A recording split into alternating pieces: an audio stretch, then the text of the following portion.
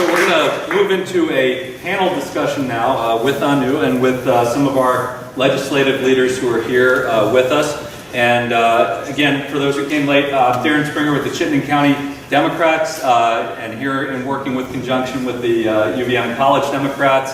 I want to thank Bob Farnham for streaming the event here, Bob the green guy.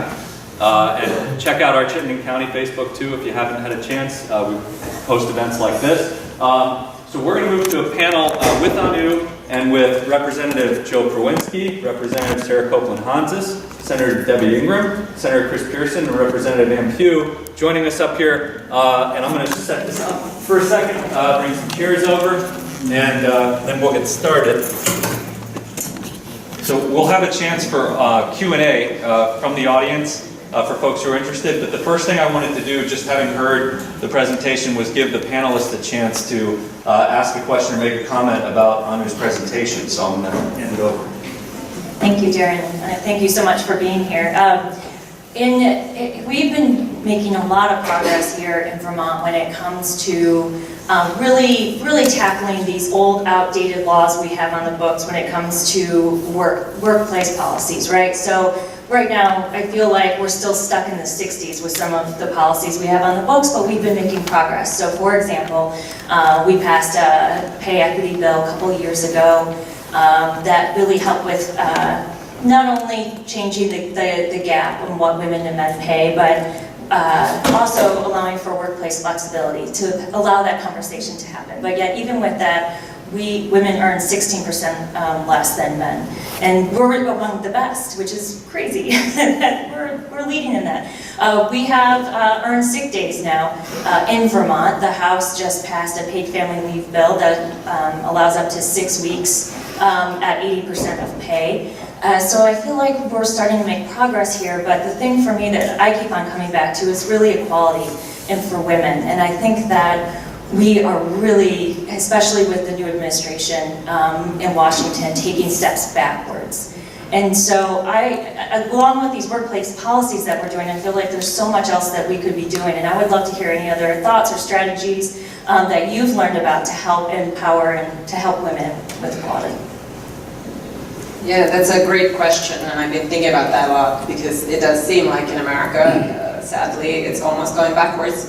So Nordic countries overall also lead the world in gender equality. When you look at politics, all these countries tend to have often almost 50-50 parliamentarians are women, not quite there. In Finland it tends to be maybe 40% women. Most of the cabinets in government are half and half, men and women, female presidents, female prime ministers. So how do you get there? That's of course a discussion, and in Nordic countries too, there's still difference in pay between men and women, which is constantly a big discussion and debate. But so one of the key things, of course, partly these workplace policies that allow women to keep working. Part of the things Nordic countries do is trying to really encourage men to work. So one problem that Nordic countries do, and where actually the United States does better, is that in Nordic countries, women are less likely to be managers in private business than in the United States. And that's of course a very sad state of affairs, and I think shameful for Nordic countries. And one of the reasons is because there's long parental leaves and women still take more of that time than men. And the solution that Nordic countries have tried to now do and are constantly doing is making longer and longer the part of parental leave that is earmarked for the father, with the idea that once men and women take the same amount of time off, then women will also climb with the men equally to higher positions. In Sweden, you actually get a bonus if the parents do 50-50, then they get more parental leave money. So Sweden, I think, does the best. But then in terms of otherwise with pay equity, for example, Iceland has just introduced a law where they would require all companies to do an audit, basically, where they look at all the salaries across the company and compare whether men and women, what do they make, and if they're in similar positions, they have to either make a case why this is, or they have to equalize the salaries. And so this, they've done pilots and started, and a lot of the companies have actually been fairly positive about the experience, because I think often these differences do not come from people being evil or the managers being like, oh, I want to pay women less. they just don't even realize that they unconsciously do it, or they unconsciously think that somehow a woman is less educated or less capable. And when they are forced to systematically look at them, they have actually been sort of pleased to have to go through this process and realize their own biases. So that's certainly one way to try to help. And there's also quotas. Norway has instituted quotas in company boards of women.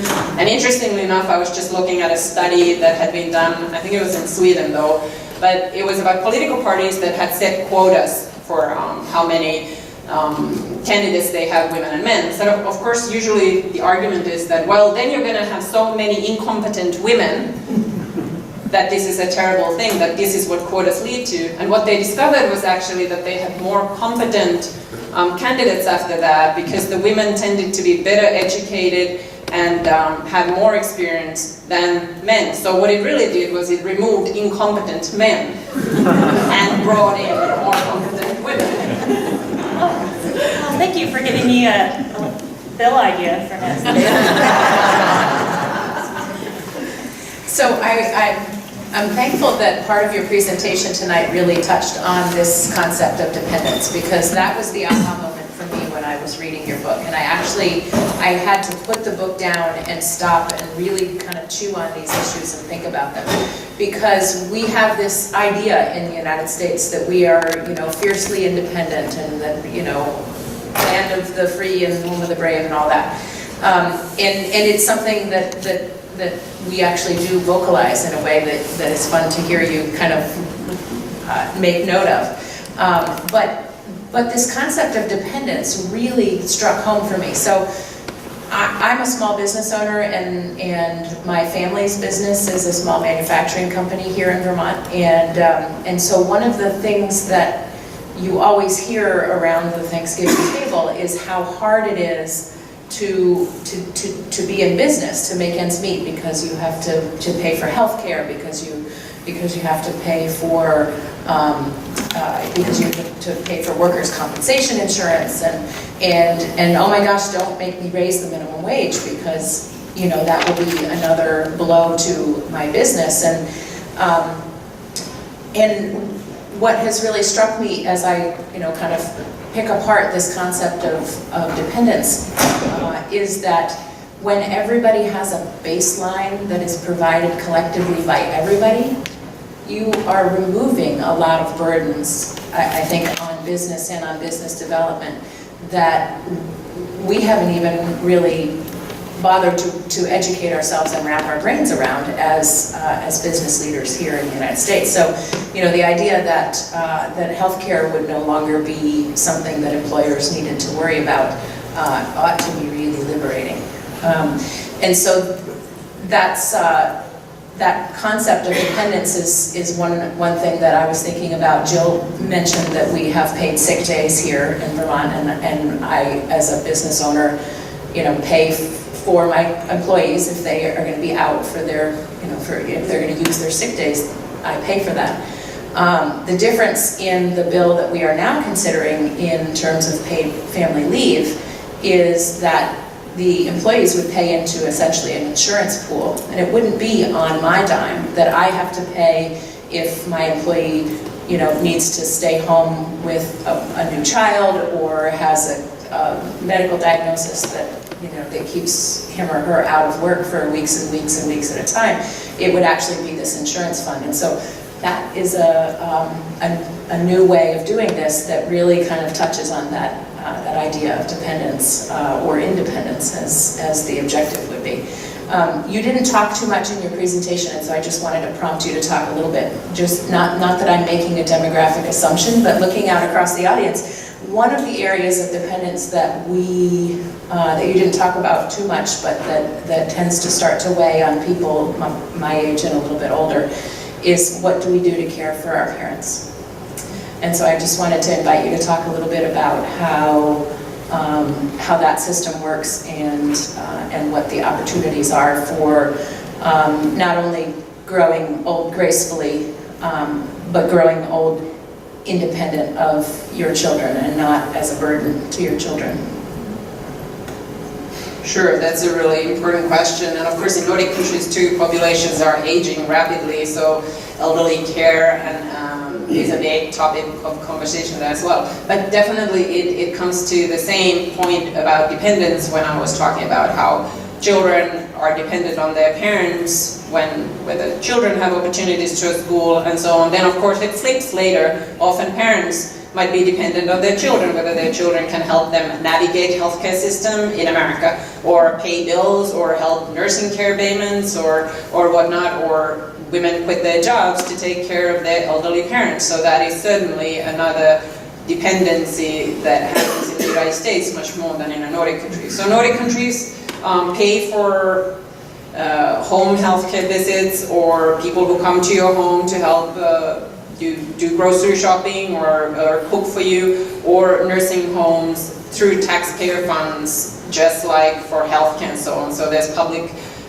nursing homes, and everybody has a right to them. There's also private systems always. If you have money and you want to pay, you can pay for private care. I think all Nordic countries have really tried to focus on helping people stay home, because of course most people want to stay home, so it's important, but it's also cheaper than having a nursing home. So that's the focus, and sometimes they've actually gone overboard. There's also in Finland these days a little bit complaints that maybe people who actually shouldn't be alone at home anymore can't get to a nursing home. So it's not a done deal, but this is how it works. So nobody's children have to donate to their parents' care.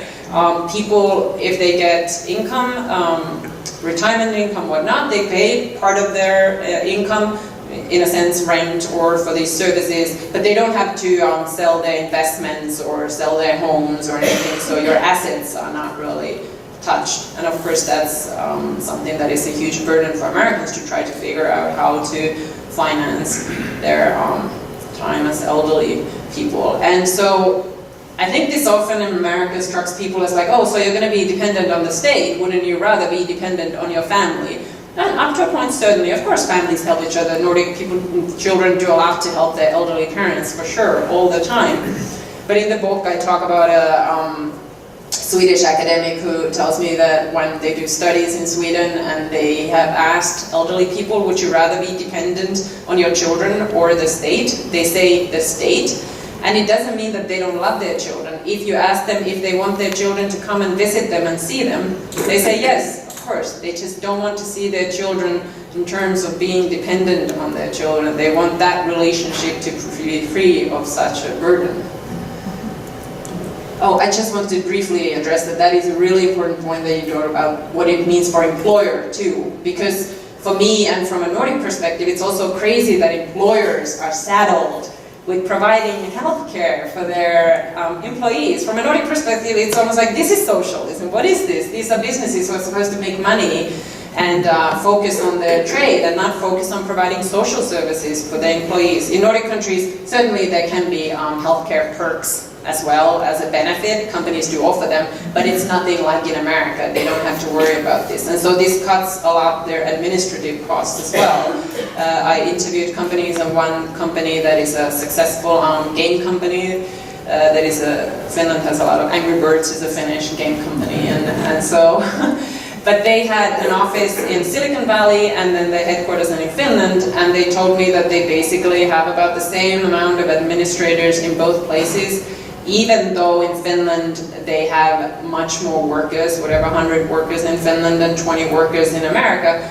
And because in America the administration takes so much more time and hours and efforts because of health insurance. And in Finland they pay their taxes. Certainly you can finish, businesses are always discussing what is the right level of taxes for businesses, and some consider it too high, but they pay their taxes and then they're done. They don't have to arrange all this, which is helpful for the companies as well.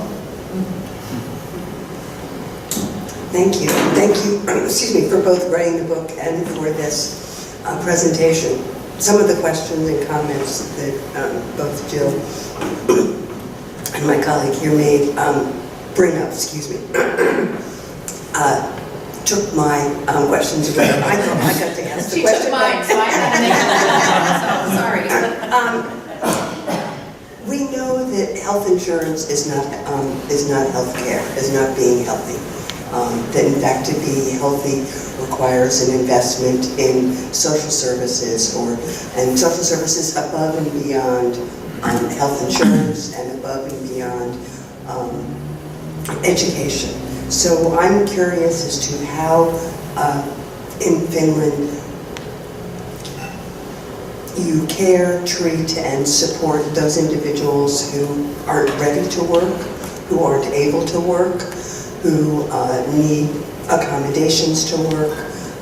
In Vermont, we are struggling with an opiate crisis. We are struggling with a mental health system that's out of control. This is impacting families, this is impacting cities, this is impacting families as well as individuals. So if you could talk a little bit about that, I'd appreciate it.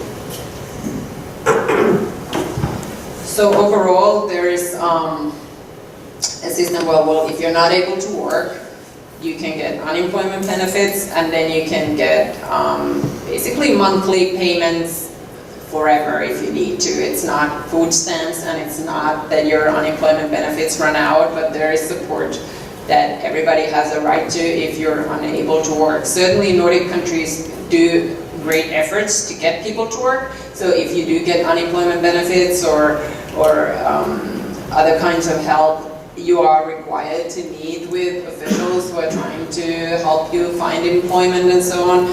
Right now in Finland there's a huge debate on whether or not it's a good idea if you have, for example, people who are recovering from mental health issues to have them work for businesses for smaller pay than other people, because it's considered in a way that, okay, we're helping them to get back to society and it's good for them to work, and and we can require them to work because they're getting money from public funds. But at the same time, of course, then there's a question of, well, are they basically slave labor? It's a big debate. It has not been solved.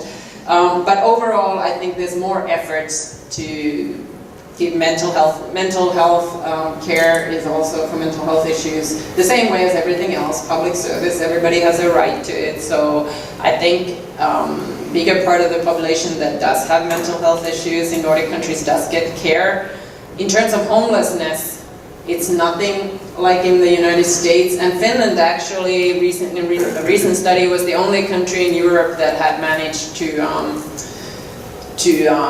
have less homeless people than before. And so part of this was that Finns just changed into a policy which was about accommodation first. So before it used to be more like, oh, if you have an alcohol addiction, if you have an opioid addiction, if you have mental health issues, you should take care of those first, and then we'll help you. Like if you have apartments that are publicly funded, you can't get them until you're treated. They just changed the view that, okay, we'll give you a home first. And a lot of the sort of homeless dorms were changed into one-person rooms so that you would have at least a semblance of having your own room, your own peaceful existence, security, safety. And then we will try to help you deal with the issues. And this has been a very successful policy.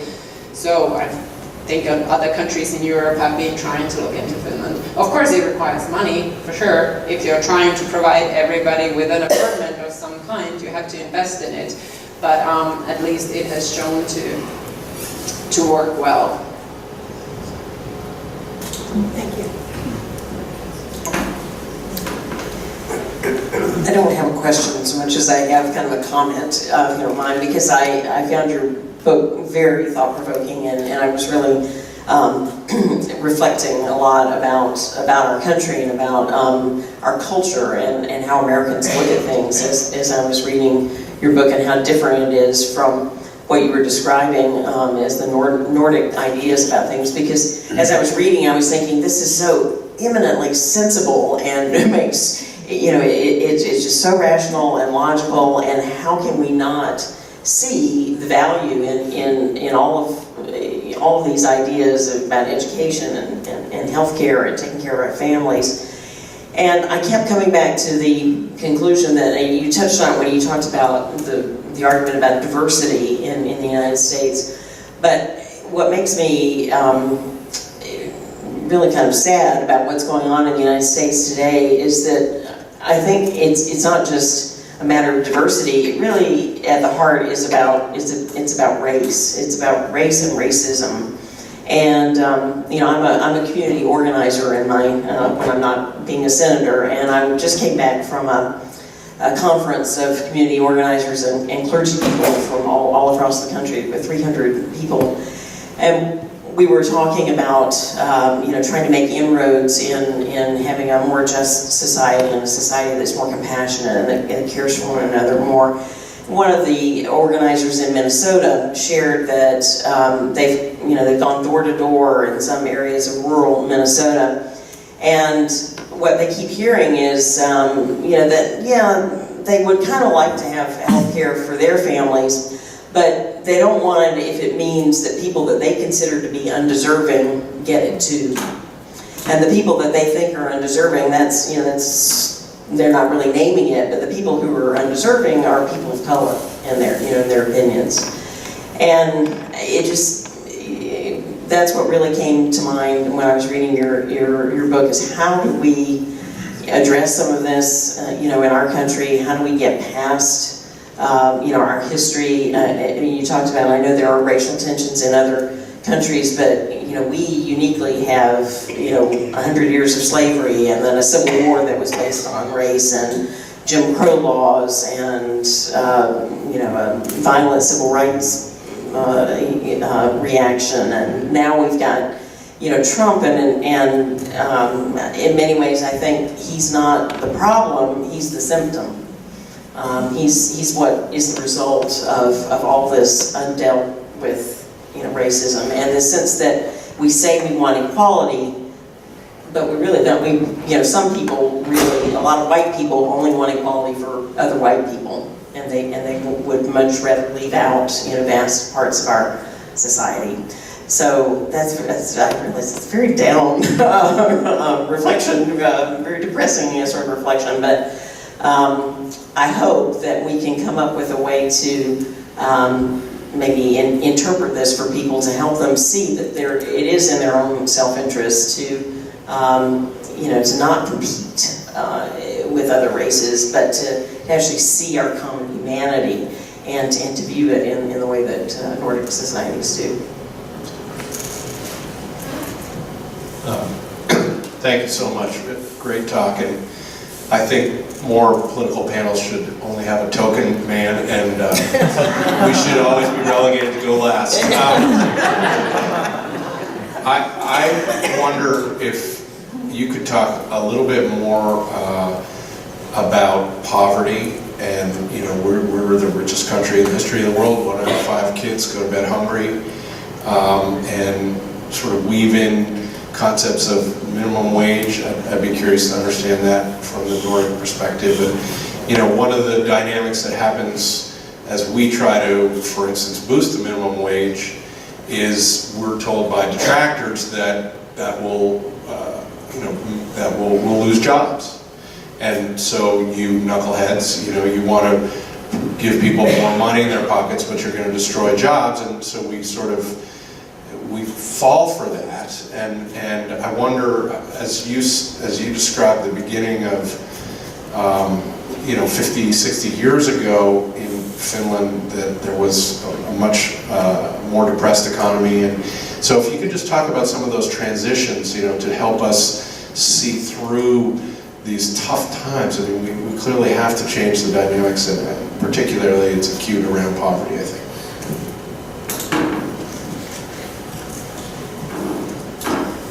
So it is always a tough question. People ask, so how did you get there? Because countries, of course, have very different histories. Finland, in fact, used to be part of Sweden, then used to be part of Russia, and became independent at the same time as the Soviet Union was formed. And during that time, after Finland gained its independence, it had a very brutal civil war, which was a literal class war. Self-proclaimed socialists who were very sympathetic to the Russian communist ideas and were much of a working class people. And then there was the opposite side, was sort of the bourgeois, as Finns call them still today. The different side, that was the capitalists who were siding more with German ideas. And so this was a brief but brutal war which the bourgeois capitalists won. So today, in fact, the idea that many Americans have this idea that Nordic countries are communist.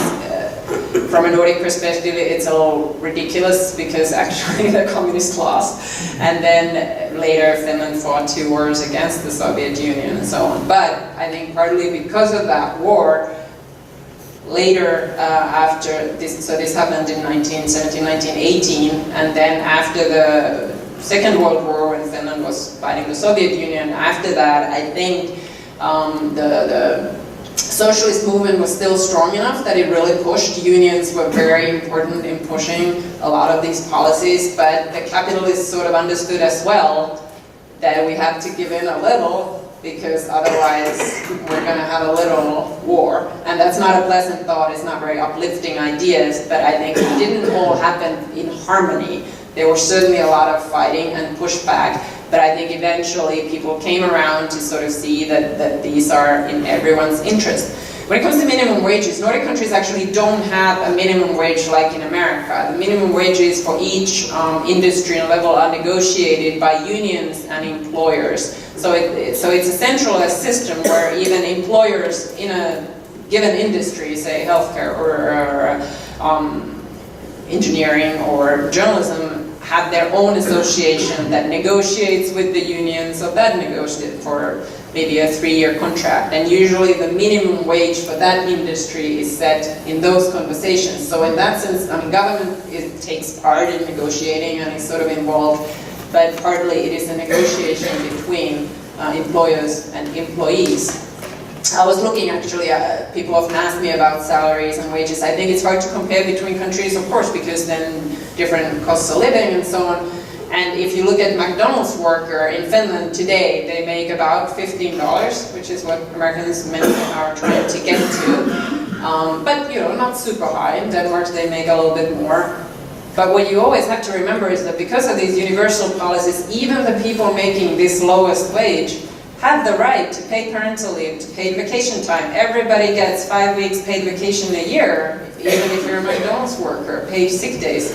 So in that sense, I think in America, minimum wage actually should be a lot higher than in Nordic countries because you in many ways pay for these things out of pocket after paying your taxes, whereas in Nordic countries, they come from progressive income taxes, so in a sense everybody pays on a sliding scale through progressive taxes. In America, many of these things are actually flat taxes. Health insurance is the same for everyone. If you want the same quality, health insurance, you pay the same.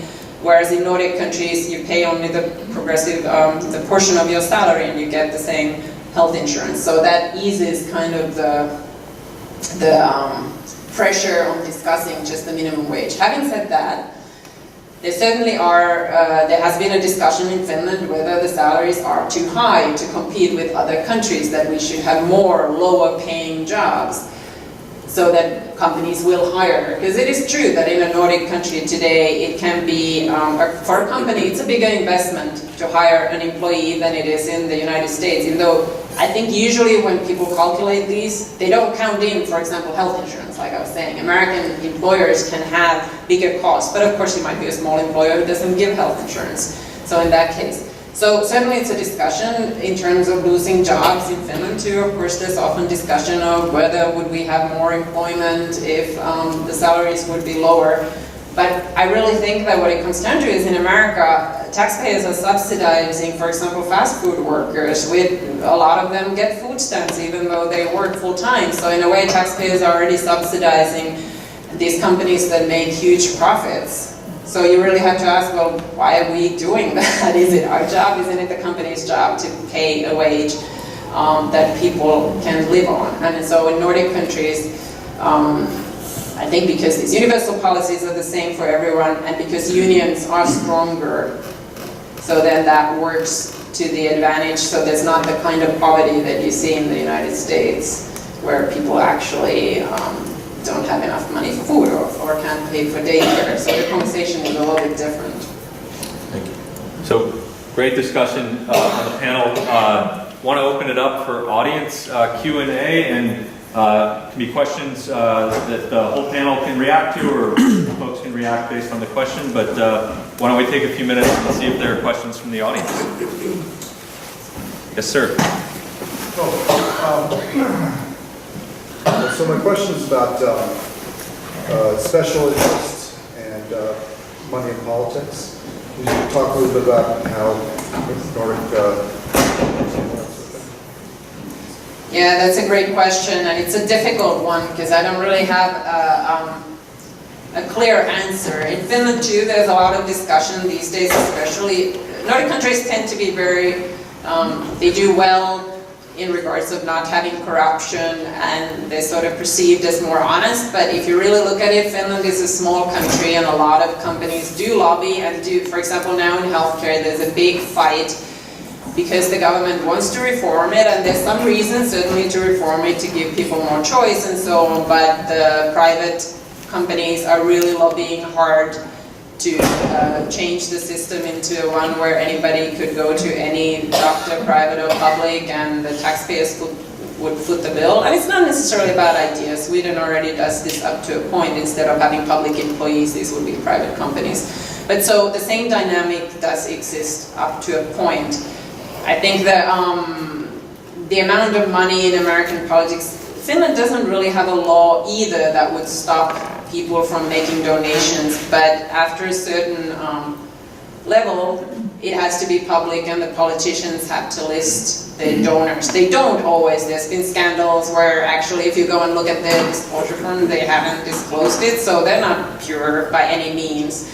But there are certain regulations, certainly, that at least try to make it more transparent than in America with the super PACs currently. I have to say, I think partly also because Finland is just smaller. If you think about it in America, especially in national election, if you have a politician who needs to campaign in the whole country, they need a lot of money to do that, whereas in Finland, I think by American standards, it's shockingly little that they spend on advertising. It's not forbidden, people do political advertising, but the culture is very different. But unfortunately, I've actually tried to look into this because I've been wondering about it myself, but there isn't any clear rule that would explain it. I think partly it's maybe because of here, the size of the country just makes a difference. Of course, here too, local elections, it would be different if it's a small local area. It would be a little bit more like Finland, that you can get the word out more. One thing I have to say about elections is that as much as I, in theory, love the American idea that you elect everyone, that you have 100 people on your ballot that are whatever controllers or different judges, you don't do that in Nordic countries. Judges are not elected by votes. They're named, they're basically like here, whatever member civil servants. And I think in the US that is a problem. I don't really understand why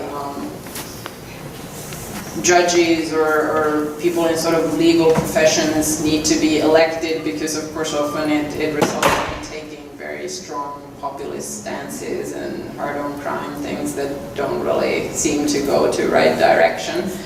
So I think in theory that's great, but I think part of the problem is that there are so many also people trying to get their voice heard, and they need funding for positions that in Nordic countries are not actually subject to campaigning. They're more on sort of merits or moving along in civil service. More questions? Ryan?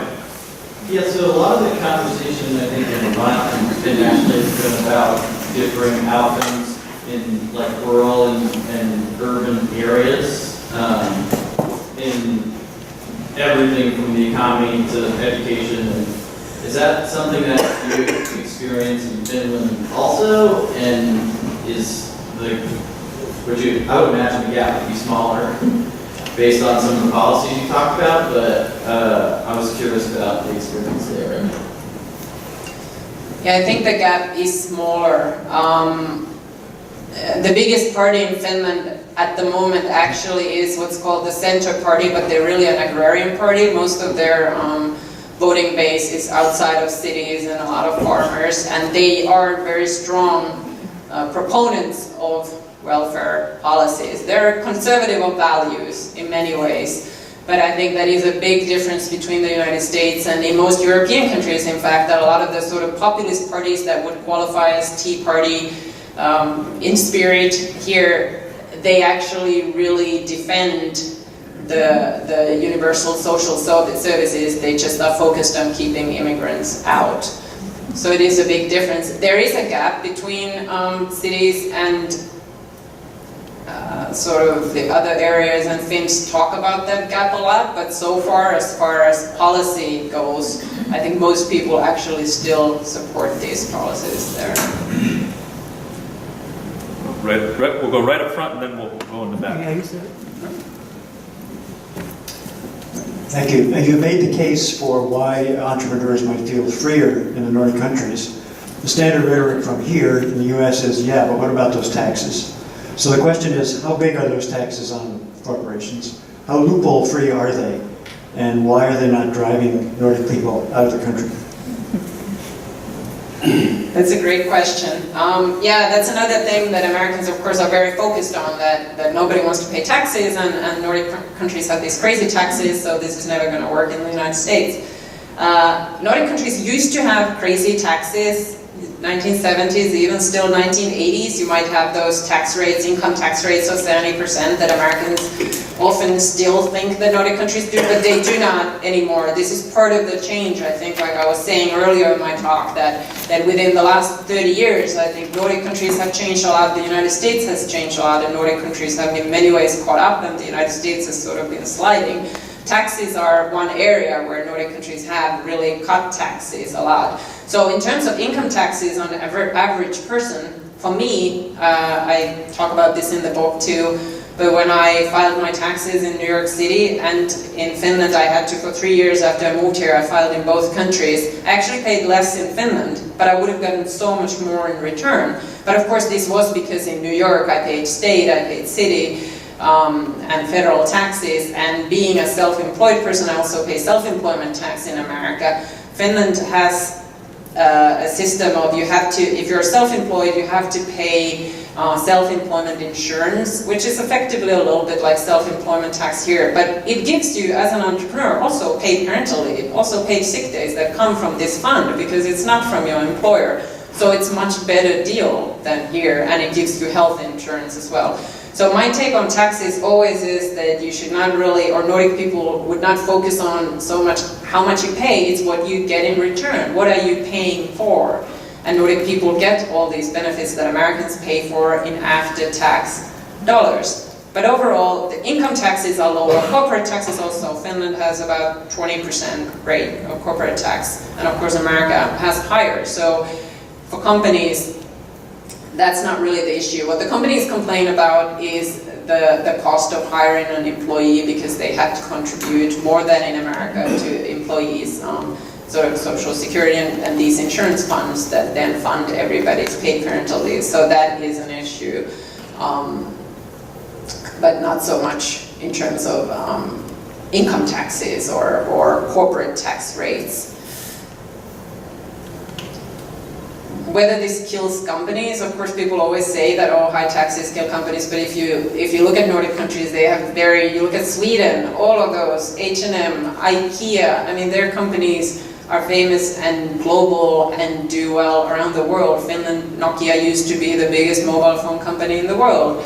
Right now there's a lot of mobile game companies that produce the most popular mobile phone games in the world. So it's certainly not killing entrepreneurs or killing innovation or taxation, even though Americans often think that it does. But Nordics do overall, they collect more taxes than America, and they collect taxes on consumption, so gas, cars, alcohol, things like these often cost more in Nordic countries, and people complain. There's constant discussion whether this is the right level or not the right level.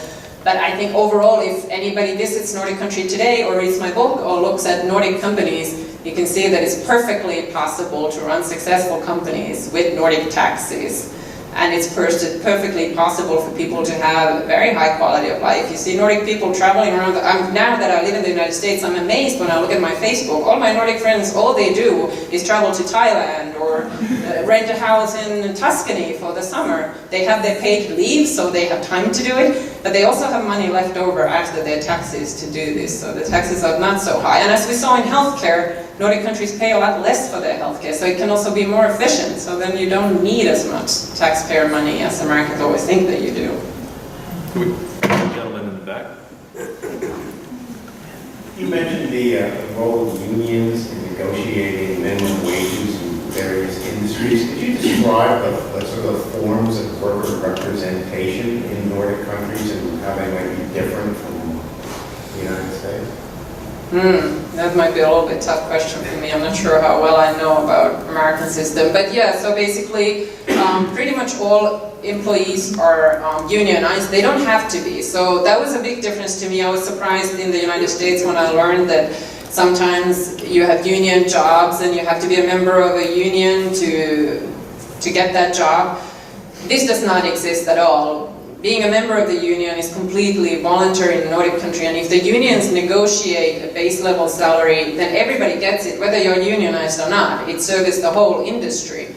So the reason why Nordic countries have such high union levels is, well, partly people believe that unions negotiate for them, but partly, I guess one of the things that the unions have managed to do, which was smart, is that the unions are in charge of running unemployment funds. So basically, when you pay your union dues, you're also paying into a fund, and when you're unemployed, based on your salary, you get, on a sliding scale, money out of there. And this is sort of, there's discussion all the time. A lot of the employers would want to take this job, basically, away from unions and give it to the government so that people would not have as much incentive to join a union. But this is something that unions, I guess, have very smartly fought for themselves, and this results in a lot of union membership and, of course, union power. Usually, the workplace will have, of course, union representatives. I don't think Nordic countries are quite as advanced as in Germany, for example. I understand that often company boards have a union representative or an employee representative, which I think is great. I don't think Nordic countries really do that in general, but because union membership is so high and because of this centralized system where unions and employers associations negotiate, then unions certainly have much more power than in the United States now.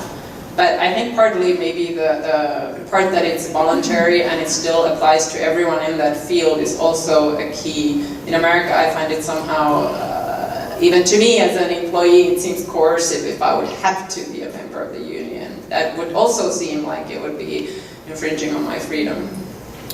We do one more question right over here, and then we'll wrap up. We haven't really talked about children much, I've noticed. I'm a social worker myself, and I was just wondering, I know that I have high respect for Nordic countries and for all the social services that they provide free of charge or really based on taxes. But because of the higher quality of life, I'm assuming that there's less child abuse and neglect in Nordic countries. I know that in America, 1 in 5 children, I believe, go hungry every night, and that has a lot to do with the pay, that has a lot to do with what people can afford and social services that are provided, and the inadequate social services that are provided that really doesn't meet their basic needs, in fact. So I just wanted to hear about that and how prevalent, I guess, child abuse and neglect is, or if it's not prevalent. I haven't seen specific studies on that, but I did read UNICEF has done studies on children's well-being where they look at multiple factors, and so they look at material well-being, hunger, what you own, poverty levels, and then they look at relationships, what children say when they are asked about their relationship with their family and abuse, and Nordic countries do very well on that regard as well. So I think overall it is true that Nordic children, at least based on studies, tend to be doing better than America. Of course, it all comes together again because there's less poverty, they have more access to early childhood education. In Finnish schools, another policy is that all children get free lunch. That's just across the board. Everybody gets it. It's taxpayer funded, so there's no question of whether you have to qualify or not. And I think all of that contributes to children's well-being, but I think all of these policies also contribute to families' well-being because, of course, then family life is more sane, your finances are better, healthcare is better, healthcare system is better able to catch problems and issues with families. So I do think it makes a big difference for children. Certainly, of course, there's childhood abuse cases every now and then. I was just reading, I think Sweden was actually maybe the first country in the world that made it illegal to hit your children, basically. So there's a long tradition of also seeing children as partly independent of their parents, and that the state's duty is to support children's well-being so that they are not at the mercy of, how well their parents are able to handle life, or whether their parents are abusive or so on. I know Americans often find that worrisome, that state meddles into family affairs, but I think it is more about good prenatal care, which already focuses a lot on discussions. Basically, family is for free, prenatal care is free for everyone, and you meet with a nurse whenever, once a month, and a lot of that is focused on discussing on how's everything going, what's the relationship like, trying to ask about possible domestic violence. I just had a baby here in America, I have a 3-month-old baby, and I certainly felt like I got great medical care. I saw my OB/GYN all the time, but that was very focused on, physical aspects of pregnancy. Nobody talked to me about, my relationship with my husband, or, she maybe asked, my doctor asked me that, is anybody abusing you? But it felt like maybe she had to tick off a list. And I know that in Nordic countries, they a big part of it is actually giving advice and being there and talking. And it continues after the child is born. You still go and see, maybe not the same nurse, but you go regularly, and the idea is to support parents also in raising the children. And I think this is also a big difference, again, because it's a universal policy for everyone. So the stigma of, you are a family that has problems and we need to monitor you and the government needs to see you, which might happen in America if it's only social services. In Nordic countries it's sort of more acceptable, because even wealthy parents go to these services and most people like them. Because everybody knows, no matter what your educational level, you have a child, it's challenging, you're not necessarily sure what to do, so it's very helpful that you have someone to talk to as a professional. And the idea of the visit is not only to monitor your vital signs, but to talk about these issues. Great. Well, fantastic discussion. Really, really great. I want to thank the panel and thank Anu and thank all of you for being here.